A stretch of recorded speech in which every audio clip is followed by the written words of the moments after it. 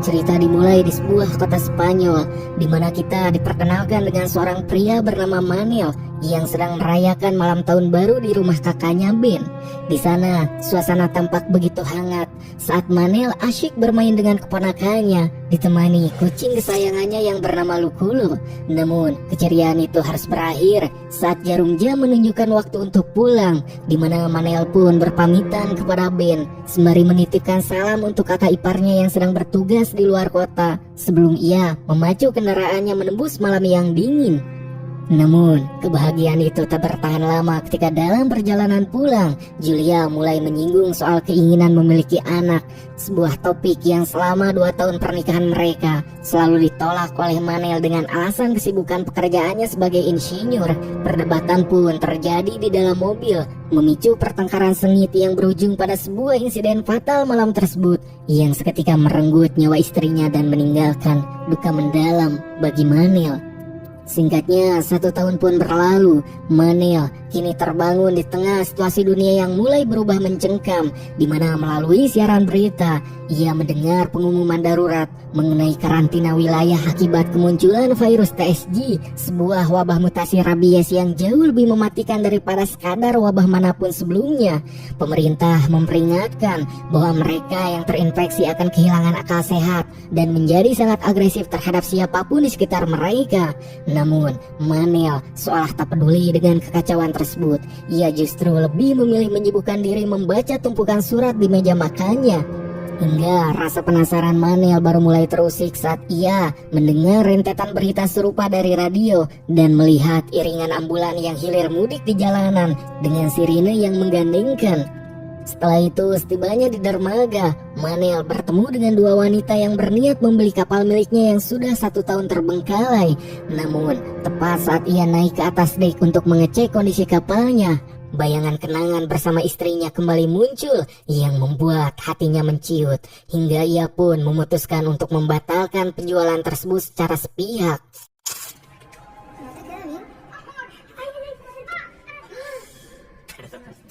Dalam perjalanan pulang, Manel menyempatkan diri mampir ke supermarket untuk membeli beberapa bungkus Indomie. Namun, ketenangannya kembali terusik saat ia melihat sosok wanita yang sangat mirip dengan istrinya di antara kerumunan pengunjung, yang hal ini membuatnya terpukul dan memutuskan untuk pergi meninggalkan toko tanpa membawa belanjaan apapun.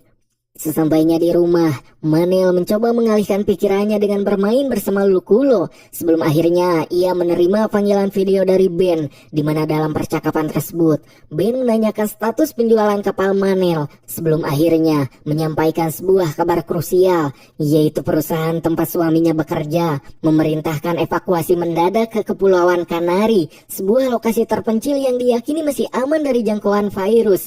Ben pun mendesak Manel untuk segera berkembang dan ikut bersama mereka demi menyelamatkan nyawa. ¿Por qué no te vienes? Que no, que voy a estar bien. Vale, imagínate que nos vuelven a confinar como con el COVID. Hazlo por mí, por favor.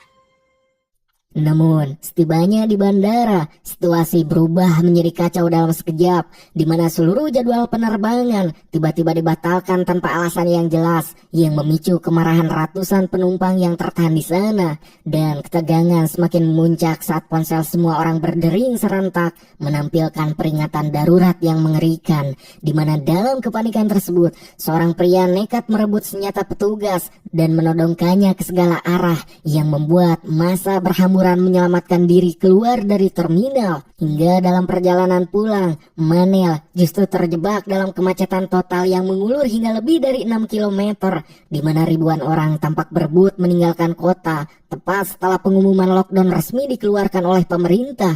Menyadari bahwa berdiam diri di tengah kemacetan hanya akan membuatnya menjadi sasaran empuk, Manel pun mengambil keputusan nekat dengan meninggalkan mobilnya begitu saja dan memilih berjalan kaki menembus kerumunan. Hingga setelah menempuh perjalanan melelahkan selama 5 jam, Manel pun akhirnya sampai di kompleks perumahannya. Di sana, ia disambut pemandangan mencengkam saat beberapa petugas bersenjata lengkap terlihat kewalahan menangani seorang warga yang mulai menunjukkan gejala beringas akibat infeksi virus TSG. Keesokan paginya, sebuah telepon dari Ben sedikit memberikan kelegaan, di mana kakaknya mengabarkan bahwa mereka telah mendarat di Kepulauan Kenari tepat sebelum blokade total diberlakukan. Ben memperingatkan Manel dengan nada panik agar tetap mengunci diri di dalam rumah, mengingat kota-kota besar di Eropa seperti Munchen kini telah diisolasi sepenuhnya dari dunia luar.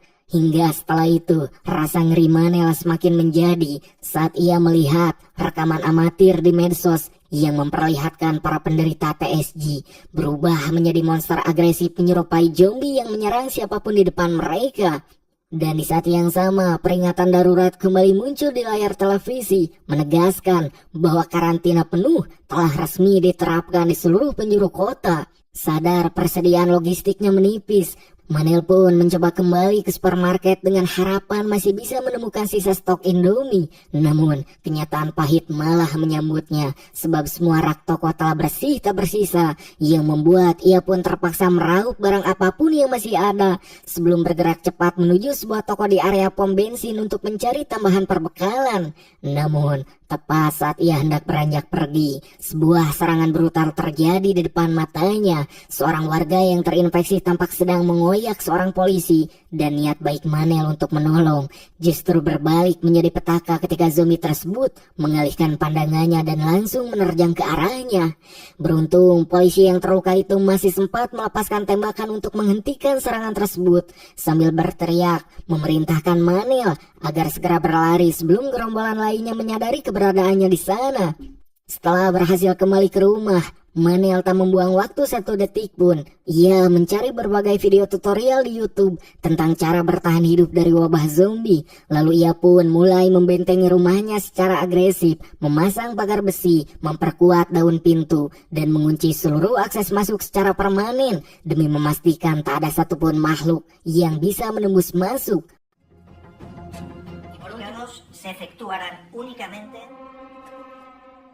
Hingga ketegangan meningkat saat para petugas mulai berkeliling di lingkungan tersebut, meneriakan pengumuman evakuasi paksa ke pusat karantina menggunakan bus, di mana mereka memberikan peringatan keras bahwa siapapun yang menolak akan dianggap melanggar hukum keamanan nasional. Namun, ancaman itu tak menggoyahkan keputusan Manel untuk tetap bertahan di dalam rumahnya.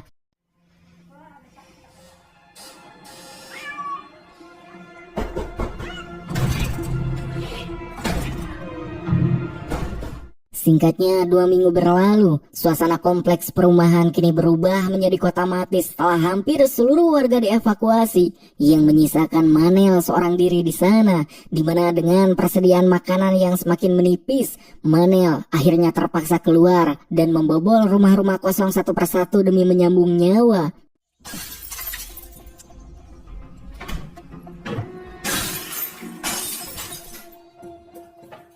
Hingga saat ia memasuki salah satu rumah, Manel tersentak karena mendapati seorang wanita tua bernama Gabriela yang ternyata masih hidup di sana. Sama seperti dirinya, Gabriela memilih untuk mengabaikan perintah evakuasi, dan pertemuan ini pun menjadi titik balik bagi Manel karena Gabriela yang sangat mengenal seluk-beluk tetangganya menuntun Manel menemukan gedung persediaan makanan yang masih melimpah. Esa. Dudo que se la hayan comido todo. Podrían faltar muchas cosas, pero nunca le entras si te encuentras a los padres esas más grandes. Di sana pula Manel menemukan sebuah motor trail yang masih berfungsi secara normal, sebuah aset yang seketika memudahkan pergerakannya menjelajahi area sekitar. Dan sebagai bentuk rasa syukur, mereka berdua pun mengadakan makan malam sederhana, di mana Manel mulai membuka diri tentang rasa rindunya yang mendalam pada mendiang istrinya. Murió hace algo más de un año. ¿Tienes fotos de ella? Malam harinya, sebuah siaran radio misterius mendadak terdengar. Seseorang mengabarkan bahwa mereka memiliki kapal dan akan segera bertolak menuju Kepulauan Kanari keesokan paginya. Yang tanpa berpikir panjang, Manel pun berniat mengajak Gabriela ikut serta. Namun saat ia kembali ke rumah wanita tersebut, ia mendapati kenyataan pahit bahwa Gabriela telah meninggal secara tiba-tiba. Tak ingin tenggelam dalam kesedihan, Manel segera mengemasi luka-luka ke dalam motornya dan melesat menuju dermaga. Namun setibanya di pusat karantina perbatasan, ia justru mendapati tempat itu kosong tanpa ada satupun tanda kehidupan, yang karena jalur utama diblokir pagar besi. Manel terpaksa memutar arah menembus hutan, di mana itu adalah sebuah kesalahan fatal yang membawanya masuk ke sarang ratusan zombie yang langsung memburunya dengan beringas.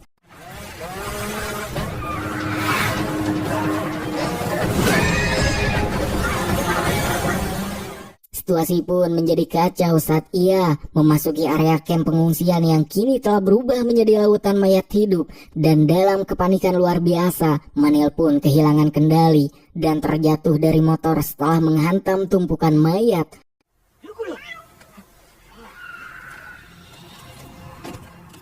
Ia pun mencoba menyalakan kembali mesin motornya berkali-kali, namun kendaraan tersebut tetap tak mau menyala, yang memaksa Manel untuk meninggalkan motornya dan berlari sekuat tenaga dengan sisa napas yang ada, sementara ratusan zombie di belakangnya terus merayap mendekat.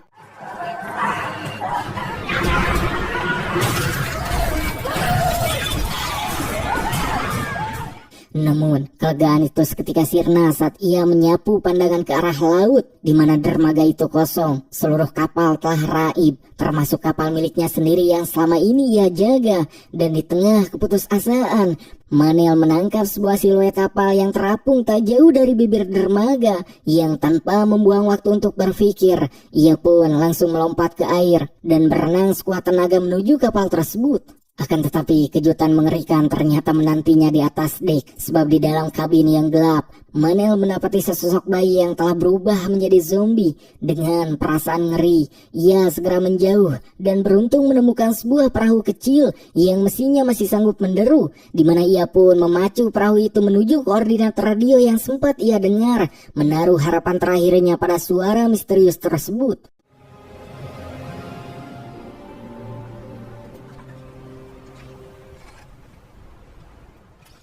Di mana setelah menempuh perjalanan panjang membelah samudera, Manel akhirnya dicegat oleh sekelompok pria bersenjata yang kemudian membawanya naik ke sebuah kapal besar. Namun kapal ini terasa asing, sebab bukan kapal yang ia cari, dan para awaknya pun tak mengerti sepatah kata pun bahasa Spanyol. Akan tetapi beruntung ada seorang pria bernama Victor yang bersedia menjadi penerjemah bagi Manel.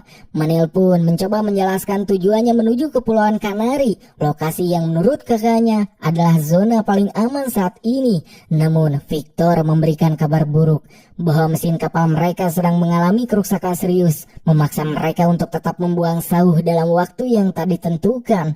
Hingga keganjalan mulai merayap saat malam tiba, sebab dari balik celah kabin, Manel melihat beberapa penyintas lain dibawa naik ke atas kapal. Namun anehnya, saat fajar tiba, orang-orang itu menghilang tanpa jejak, dan kecurigaan Manel semakin memuncak ketika ia mendapati luka lebam segar di wajah Victor, di mana saat dikonfrontasi, Victor justru bersikap defensif dan menyangkal keberadaan penyintas malam, yang mana hal itu merupakan sebuah kebohongan yang membuat Manel sadar bahwa kapal ini menyimpan rahasia gelap. Hingga firasat buruk Manel pun semakin terbukti ketika kapten kapal mulai menanyainya tentang lokasi-lokasi strategis di daratan yang bukannya mencari bahan pangan atau obat-obatan. Sang kapten justru sangat terobsesi mencari toko bangunan untuk menjarah paku dan besi demi memperkokoh kapal, yang pada akhirnya mereka pun memutuskan untuk bergerak menuju sebuah pembangkit listrik di dekat sana. Memanfaatkan celah saat kapten dan awaknya turun ke darat, Manel pun menyelinap masuk ke bagian terdalam kapal.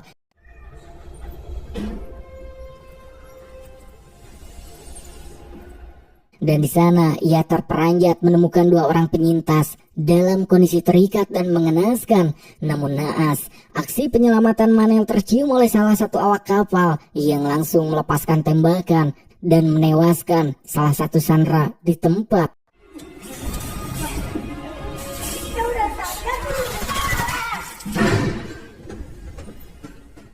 Di tengah situasi yang kacau balau, Victor tiba-tiba muncul dan secara mengejutkan menghabisi awak kapal tersebut. Juga disitulah kebenaran akhirnya terungkap. Kapal ini bukanlah misi penyelamatan, melainkan milik kelompok bersenjata asal Afghanistan dengan agenda yang jauh lebih kejam, di mana Victor yang ternyata juga muak dengan situasi tersebut teringat akan informasi Manel mengenai helikopter yang terparkir di sebuah rumah sakit. Ia pun mengusulkan sebuah rencana pelarian nekat, di mana mereka akhirnya meluncurkan perahu kecil milik Manel bersama satu penyintas yang tersisa. Namun, gerak-gerik mereka terendus oleh awak kapal yang masih berada di dalam dek.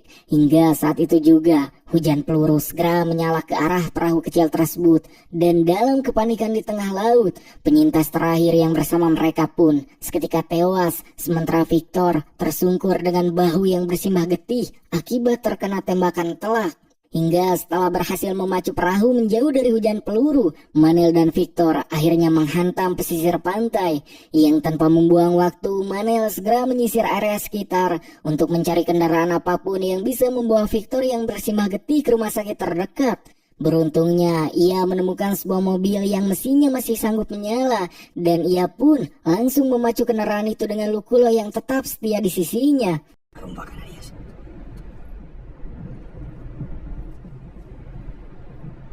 ¿Qué hizo con la familia de sus hombres?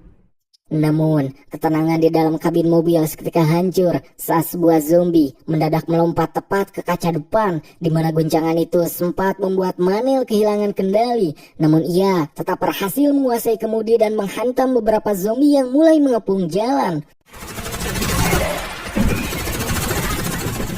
Hingga begitu tiba di area rumah sakit, Manel segera membopong Victor masuk ke dalam gedung yang tampak sunyi juga mencengkam. Dan di dalam ruangan yang gelap, Victor memohon agar Manel segera mengeluarkan peluru yang bersarang di bahunya. Manel pun yang tak memiliki dasar medis sama sekali hanya bisa terdiam kebingungan. Hingga suara gaduh dari lantai atas seketika memecah kebuntuan. Berharap menemukan bantuan, Manel memberanikan diri naik ke lantai tersebut. Namun ia justru disambut oleh kerumunan zombie yang sedang berkeliaran, yang dalam sekejap ratusan mata kosong itu tertuju kepada Manel, dan Manel pun dikejar hingga nyaris terjepit di sudut ruangan sebelum seorang wanita misterius muncul dan memberinya isyarat untuk mengikutinya, di mana wanita itu pun berhasil menuntun Manel keluar dari kepungan maut. Dan di sana Manel langsung memohon bantuannya untuk menyelamatkan nyawa Victor. Wanita bernama Lucia itu akhirnya setuju dan membawa mereka ke sebuah tempat persembunyian rahasia di dalam rumah sakit. Di sana Manel mendapati bahwa Lucia tak sendirian, sebab ia tinggal bersama seseorang dokter bernama Iria dan 3 anak kecil yang tampak bertahan hidup di tengah kiamat. ¿Cómo se llama? Es por un militar romano que comía mucho. ¿Quieres acariciarlo? Cuidadito, muy bien. Tak lama kemudian, Lucia membawa kabar baik bahwa peluru berhasil dikeluarkan, meski Victor masih membutuhkan waktu lama untuk pulih sepenuhnya. Dan memanfaatkan waktu istirahat tersebut, Manel mulai menanyakan keberadaan helikopter yang sempat ia dengar. Lucia pun membenarkan hal itu, namun ia memberikan peringatan keras bahwa helikopter tersebut terjebak di area karantina yang kini telah berubah menjadi sarang ribuan zombie, di mana tempat itu runtuh hanya dalam hitungan jam setelah virus menyebar dengan kecepatan yang tak masuk akal, yang mengubah pasien dan tentara menjadi monster dalam sekejap. Artinya, mencapai helikopter tersebut adalah misi bundir. Setelah itu, sembari menunggu kekuatan Victor kembali, Manel kembali ditarik ke masa lalu. Ia menyadari bahwa di rumah sakit inilah Julia menghembuskan napas terakhirnya setahun yang lalu.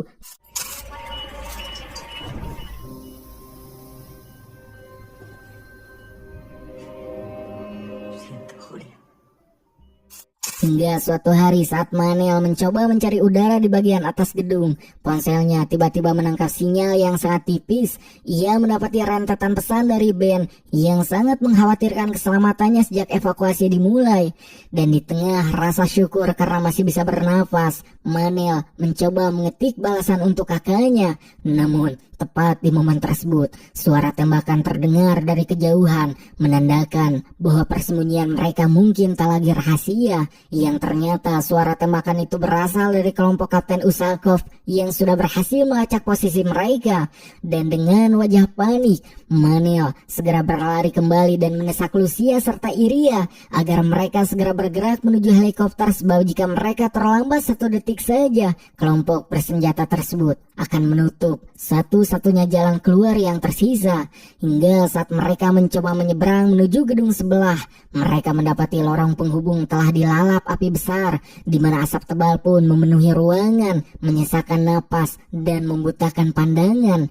Namun tak ada jalan memutar, dan dengan mempertaruhkan nyawa, mereka pun akhirnya nekat menerobos kobaran api tersebut hingga akhirnya berhasil mencapai ujung lorong.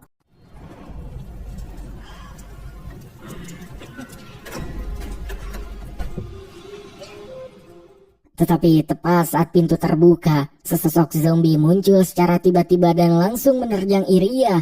Manel pun berusaha sekuat tenaga untuk menariknya, namun semuanya sudah terlambat, sebab Iria kini telah tergigit. Dan dengan sisa kesadarannya, Iria meminta mereka semua untuk segera pergi, juga meninggalkannya sebelum ia berubah menjadi ancaman bagi mereka semua. Di mana dengan berat hati, Manel dan yang lainnya pun akhirnya terpaksa melanjutkan pelarian.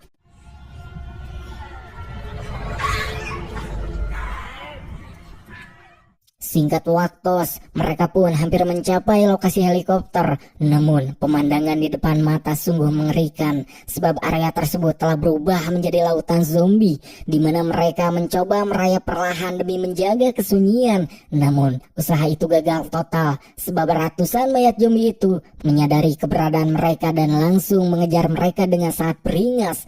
Dalam kekacauan tersebut, Manel sempat terpisah dari rombongan bersama salah satu anak kecil.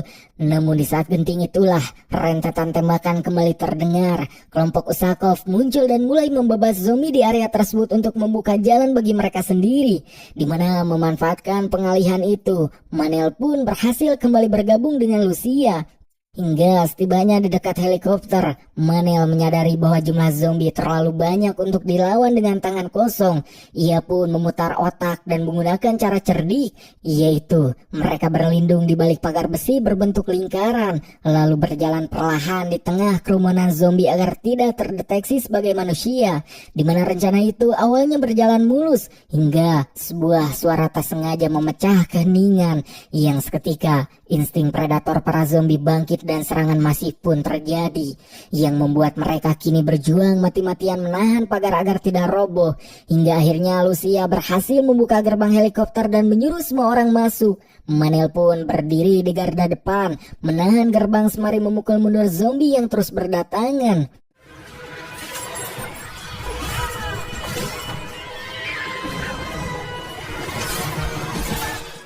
Di saat Victor berhasil menyalakan mesin helikopter, kelompok Usakov tiba di lokasi dan langsung menodongkan senjata. Sang kapten kemudian memerintahkan Victor untuk mematikan mesin atau mereka akan menembak jatuh helikopter tersebut. Dalam kondisi putus asa, Manel mengambil keputusan ekstrim. Ia sengaja membuka gerbang akses lain, membiarkan ribuan zombie menyerbu masuk dan mengoyak kelompok bersenjata tersebut dalam sekejap. Hingga di tengah pembebadan tersebut, Manel pun berlari sekuat tenaga mengejar helikopter yang mulai terangkat. Dan dengan bantuan tarikan tangan Lucia, ia pun akhirnya berhasil melompat naik tepat waktu sebelum helikopter itu melesat, meninggalkan neraka di bawahnya.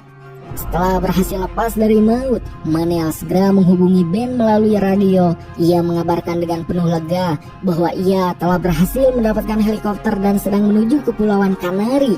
Namun, jawaban yang ia terima justru menghancurkan seluruh harapannya, sebab Ben mengatakan dengan suara gemetar bahwa virus zombie telah menyeberang dan menginfeksi Kepulauan Kanari, dan tempat yang selama ini mereka anggap sebagai surga terakhir kini telah berubah menjadi pulau kematian. Mendengar hal itu, Manel dan yang lainnya pun hanya bisa terdiam membisu di dalam helikopter, sebab tampaknya wabah ini telah menelan seluruh benua Eropa tanpa sisa, dan satu-satunya harapan yang kini mereka miliki adalah terus terbang mencari pulau terpencil yang belum pernah terjamah manusia, berharap ada satu sudut bumi yang belum tersentuh oleh virus terkutuk ini. Tamat!